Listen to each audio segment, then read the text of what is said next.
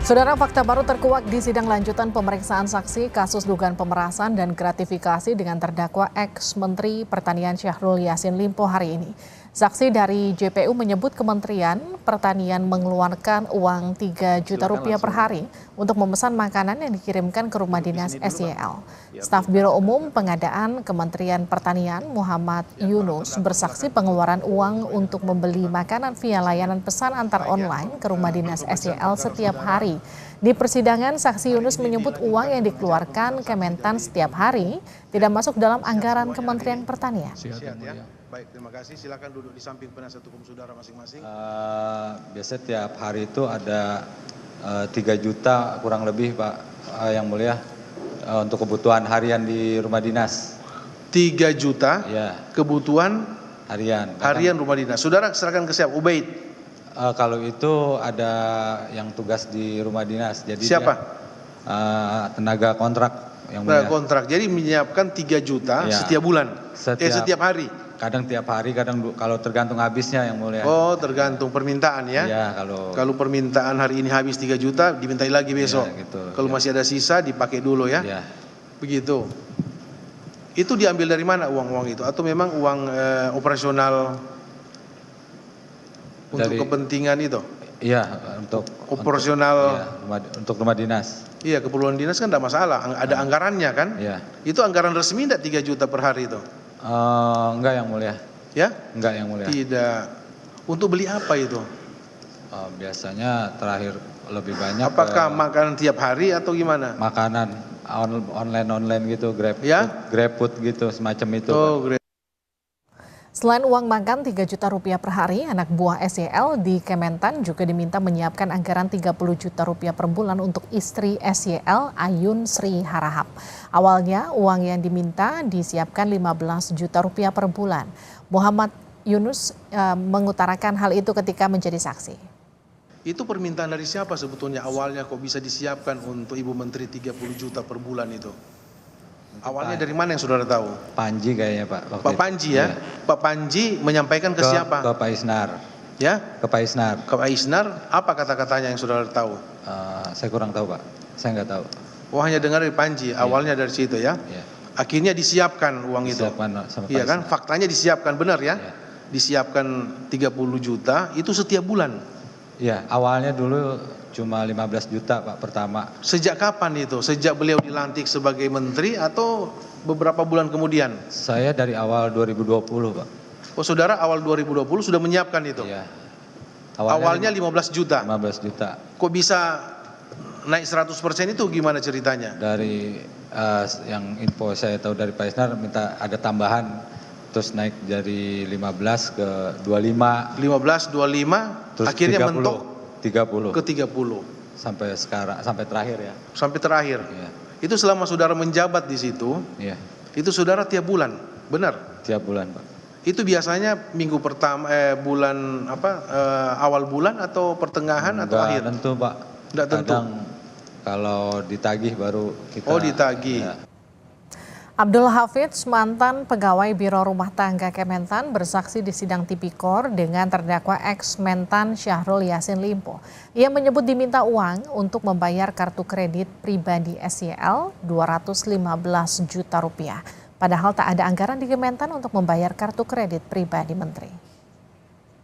Terakhir sampai saya dicopot itu terkait kartu kredit, Yang Mulia. Baik, saudara dicopot. Iya. Siapa yang copot jabatan saudara? Kalau yang copot kan informasi ya atasan kita langsung ya Pak Sekjen, Yang Mulia. Pak Sekjen yang copot saudara ya? Iya. Kenapa dicopot? Saya tidak tahu, Yang Oke, Mulia. saudara pernah dimintai siapa yang perintah saudara? Panji atau siapa? Kepala Biro, Yang Mulia. Kepala Biro ya? Pak Musafak. Iya, Yang Mulia. Apa yang disampaikan ke saudara? Untuk membayarin kartu Untuk kredit, Yang Mulia. Membayar kartu kredit. Kartu kredit itu apakah dalam bentuk apa? Note, apa namanya itu? Struk. Enggak, kita hanya diinfokan sama Kepala Biro ada pembayaran kartu kredit. Ada pembayaran kartu kredit atas nama siapa? Kartu kredit itu? Pak SYL, Yang Mulia. Atas nama Pak Menteri, Pak Iya. SYL. Untuk dilunasi, berapa untuk dilunasi itu? Tahu enggak saudara? Sekitar 200-an lebih, Kang Mulia. 200 juta. Iya.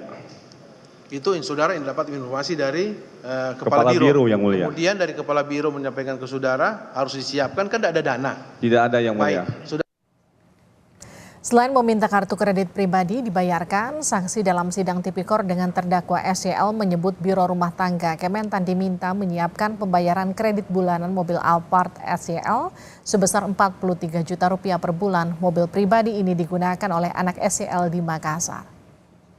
oleh orang lain. Oleh orang lain, Yang Siapa Mulia. yang make itu? Maaf, Yang Mulia. Siapa yang make yang operasional? Anaknya, Yang Mulia. Anaknya Pak Menteri. Ya, Siapa Yang namanya?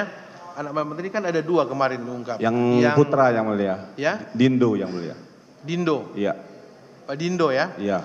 Dia berdomisili di Jakarta atau di Makassar? Di Makassar, Yang Mulia. Mobil Alphard itu ada di Jakarta atau di Makassar? Di Makassar, Yang Mulia. Saudara tahu dari mana itu di Makassar? Karena mobil yang di Wican hanya ada satu yang kita sewa, Yang Mulia, Alphard.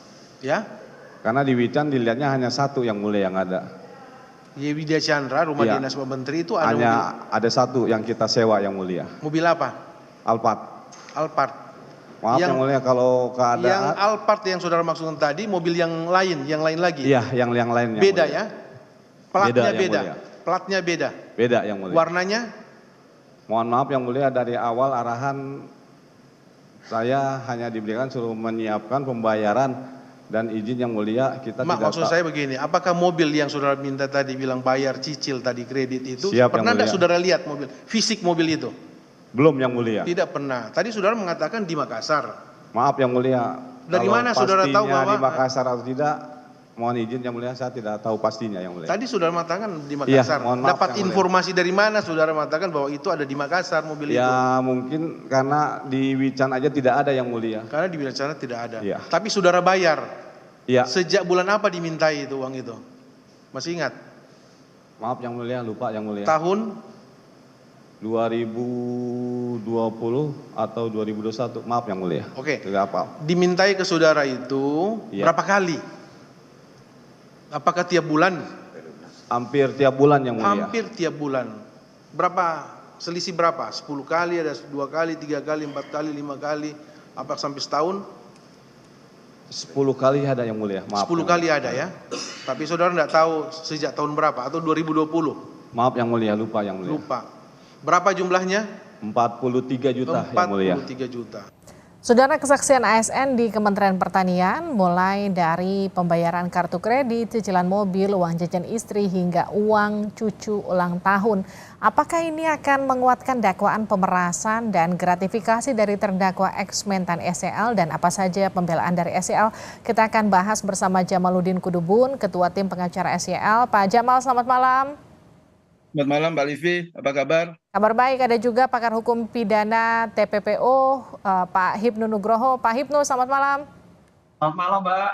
Saya ke Pak Jamal dulu ya, Pak Jamal. Jadi bagaimana dari keterangan saksi tadi, apa pembelaan dari Anda sebagai Ketua Tim Pengacara? Yang jelas setiap keterangan dari masing-masing saksi itu sangat berbeda sekali. Tidak berkesesuaian antara satu dengan yang lain. Karena dalam keterangan saksi-saksi sebelumnya, menerangkan bahwa mobil Alphard yang tadi juga dijelaskan oleh Mbak Livi itu adalah mobil yang digunakan oleh Pak Menteri kalau beliau berdinas di Makassar. Dan mobil itu adalah mobil sewaan yang betul bahwa setiap bulan itu dibayarkan sewa itu sekitar 43 jutaan. Nah, sementara terkait dengan istri punya uang jajan dan sebagainya, saya kira itu juga telah kami bantah dalam persidangan sebelumnya bahwa itu adalah hak daripada istri Pak SYL terkait dengan sejumlah anggaran yang itu menjadi hak daripada Pak Menteri yang kemudian diteruskan kepada istri beliau. Tapi bukan berarti seolah-olah itu adalah uang jajan istri beliau yang tiap bulan yang itu legal sifatnya, ilegal sifatnya, tapi itu adalah uang yang memang legal. Begitu Mbak Livi. Pak Jamal, maaf saya potong. Kalau yang tadi uang jajan untuk istri ini sebetulnya masuk ke pagu anggaran menteri yang kemudian diserahkan ke istrinya. Jadi bukan uang semata-mata untuk istrinya, Pak Betul. Ex-Mentan jajan setiap bulan begitu, 15 sampai 30 juta. Betul, betul demikian. Itu uang apa? Jadi itu Pagu adalah- anggaran apa yang seharusnya didapatkan menteri kemudian dialihkan ke istrinya? Kan ada yang namanya biaya rumah tangga menteri.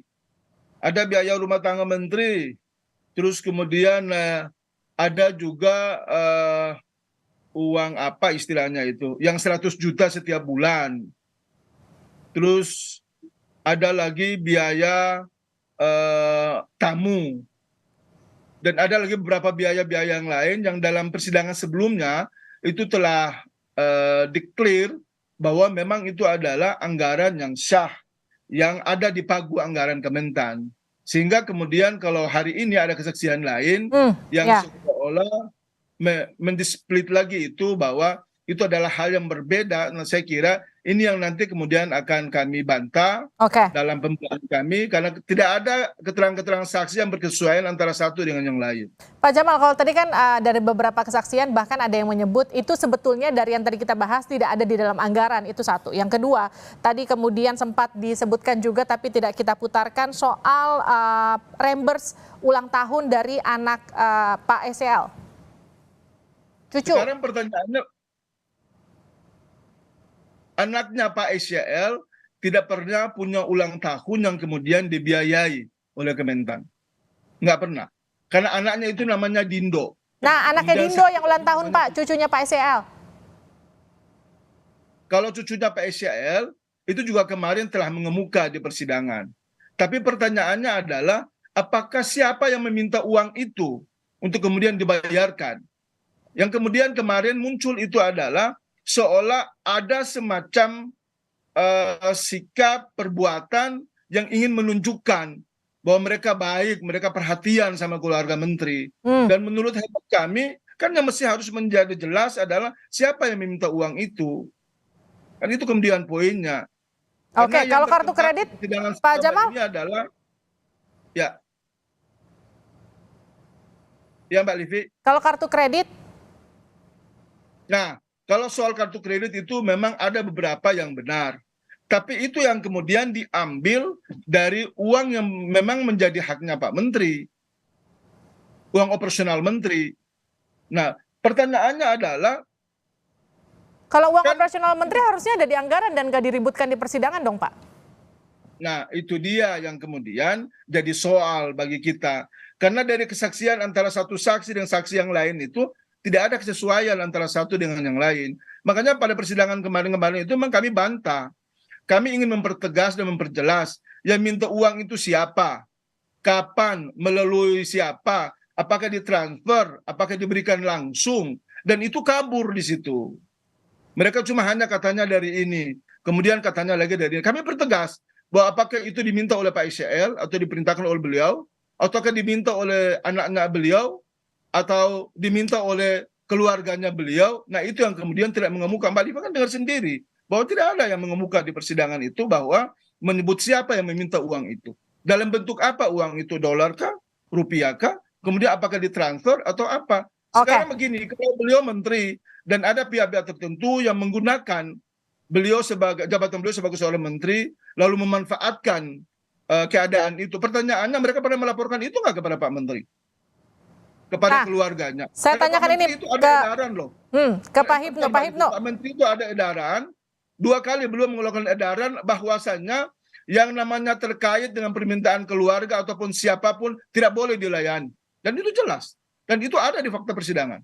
Nah itu gimana tuh Pak Hipno untuk mengungkap ini? Ada billing untuk reimburse ulang tahun cucu dari Pak Mentan, ada pembayaran kartu kredit, ada bayar kalau tadi dibilang ex-Mentan ya, kalau tadi dibilang ternyata itu bukan cicilan mobil Alphard tapi sewa mobil Alphard dan semacamnya. Itu bagaimana Pak Hipno mengungkap ini? Ini Pak, betul. Jadi memang dalam masalah korupsi itu perlu pembuktian dengan bahasa-bahasa isyarat. Nggak mungkin dalam berbagai kasus Pak Menteri meminta ABC, itu nggak mungkin. Bahasa-bahasa isyarat itu yang terjadi sehingga diterjemahkan oleh bawahannya. Nah ini yang repot nih, diterjemahkan untuk memenuhi keinginan apa yang dilakukan oleh ex-menteri. Ini contoh dulu kasus yang ada di Mahkamah Konstitusi. Nggak ada bahasa-bahasa itu, tapi bahasa-bahasa isyarat. Contoh kaitannya apel malang, jeruk, dan sebagainya. Lah, disinilah saya kira ini Pak Jamal nanti bisa melihat sebetulnya bahasa isyarat yang terjadi ada apa enggak. Karena ini suatu kejahatan yang luar biasa ya, kejahatan luar biasa melibatkan keluarga. Pertanyaannya betul Pak Jamal, apakah Pak Menteri tega melakukan sampai pada tingkatnya keluarga, cucu, apakah sedemikian miskin? Nah ini yang terjadi. Jadi oleh karena itu memang membongkar masalah ini bisa nggak memuatkan? Karena tampaknya di Kementan ini carut marutnya luar biasa. Kita lihat dakwaannya, eselon 1 mengumpulkan, betul atau tidak walau alam. Kemudian membelikan mobil untuk anaknya. Yang terakhir untuk membayar biduan. Sejauh mana biduan? Ini juga suatu luar biasa. Artinya apa? Uang yang dipakai itu memang diperuntukkan sedemikian rupa untuk kepentingan di dalam Kementerian Pertanian tadi. Nah, disinilah alur cerita nanti. Mozaik yang dilakukan oleh penuntut umum dan mozaik yang ditentukan oleh penasihat hukum harus ketemu. Apakah memang ada permintaan dari menteri ataukah ada pihak lain memanfaatkan? Disitulah hukum akan berbunyi nanti. Tadi kan kalau Pak Jamal sempat mengatakan kalau memang betul ada perpindahan uang, bentuk uangnya pakai apa, kemana, itu kan kemudian juga harus dijelaskan. Itu tadi tidak clear di persidangan. Bagaimana kemudian mengungkap itu? Ya, dalam aliran keuangan sampai sekarang kalau kita lihat putusan-putusan Mbak, pasti ada catatannya. Tadi Kepala Biro Staf pasti ada tanya, kemana saja. Apalagi bukti keuangan itu gampang sekali delisik Mbak. Dengan digital forensiknya, aliran kemana, jam berapa, diterima siapa, oleh siapa, berapa besarnya, nggak ada kesulitan. Nah disinilah saya kira nanti penuntut umum harus menyampaikan. Kalau seandainya kliennya Pak Jamal itu melakukan suatu pembelaan agak sulit, alurnya kan ada. Pada jam berapa, diminta jam berapa. Nggak ada kesulitan Mbak. Dalam digital forensik itu alur keuangan terkait dengan korupsi gitu. Dengan semua tadi Pak Hipnu sempat katakan alurnya itu gampang untuk diselidiki, ada digital forensiknya. Pak Jamal, Anda masih yakin bahwa tidak ada kesalahan yang dilakukan oleh ex-Mentan, klien Anda? Kalau kami Mbak Livi, kami persilakan apapun. Dan siapapun silakan audit, silakan kemudian mengemukakan bukti-bukti memang yang betul-betul itu mengarah kepada ada dugaan di mana keluarga Pak ICL maupun Pak ICL melakukan itu. Tadi saya ingin menanggapi sedikit soal Prof. Hipnu tadi. Soal bahasa isyarat mantan Menteri Pertanian. Di persidangan itu tidak pernah mengemuka juga bahasa isyarat apapun. Dan mereka tidak pernah bertemu dengan Pak Menteri, tidak pernah menyampaikan keluh kesah apapun, tidak pernah ada pemeriksaan di Kementan, apakah itu oleh audit internal, oleh BPK, oleh BPKP, bahkan oleh DPR RI sekalipun, terkait dengan persoalan-persoalan yang saat ini sedang kita bahas. Mbak Livi, Anda bayangkan aja, di Kementan itu kan ada sekitar kurang lebih 15 triliun dana APBN ya untuk operasionalnya. 15 triliun itu kan yang dikatakan awal itu kan 20% dibagi setiap bulan kepada Pak Menteri. Bayangkan aja, kalau 20% dari 15 triliun itu berapa? Itu sekitar 2, sekian triliun itu. Nah sekarang kalau 2, sekian triliun itu, apa iya? Uang cuma hanya dikumpul-kumpul 100 juta untuk urusan-urusan kelancaran kerja Pak Menteri aja itu jadi masalah. Bagaimana dengan sekitar 8 triliun yang katanya tiap bulan diperoleh dari setiap eselon 1 yang itu diambil oleh Pak Mentan. Ini kan sebetulnya omong kosong ini, bullshit sebetulnya. Nanti tinggal bagaimana Anda membuktikan itu di persidangan ya Pak Jamal. Nanti kita akan bahas lagi lebih lanjut lagi. Nanti mungkin bersama dengan Pak Hipnu ataupun dengan narasumber lainnya. Nanti perkembangan dari persidangan ini ke depan. Terima kasih Pak Jamal waktunya. Terima kasih Pak Hipnu waktunya. Mohon maaf waktu kita terbatas malam hari ini. Sehat-sehat selalu.